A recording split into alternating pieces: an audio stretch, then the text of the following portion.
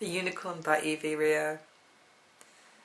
The unicorn stood like a king in a dream on the bank of a dark Senegambian stream, while flaming flamingos flew over his head and the African sun rose in purple and red.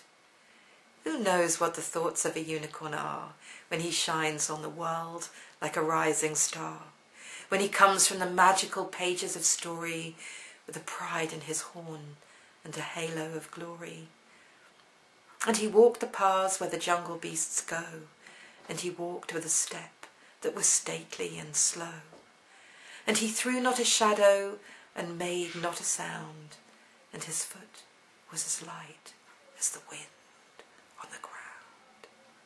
The lion looked up with his terrible eyes and growled like the thunder to hide his surprise, and fought for a while with a paw in the air, then tucked up his tail and turned into his lair.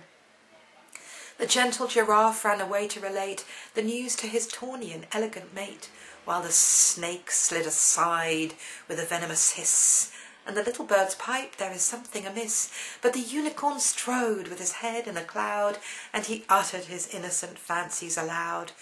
"What a wonderful world!" he was heard to exclaim. "It is better than books. It is sweeter than fame." And he gazed at himself with a thrill and a quiver, reflected in white by the slow-flowing river. "Oh, speak to me, dark Senegambian stream, and prove that my beauty is more than a dream." He had paused for a word in the midst of his pride, when a whisper came down through the leaves at his side, from a spying, malevolent imp of an ape, with a twist in his tail and a villainous shape. He was made by the stroke of a fanciful pen. He was wholly invented by ignorant men.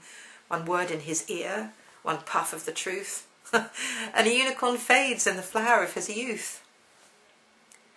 The unicorn heard, and a demon of doubt crept into his heart, and the sun was put out.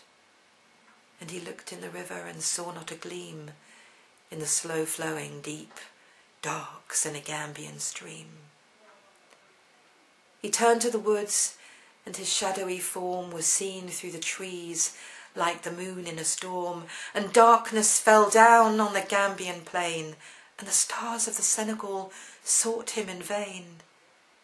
He had come like a beautiful melody heard when the strings of the fiddle are tunefully stirred, and he passed where the splendours of melody go, and the hand of the fiddler surrenders the bow.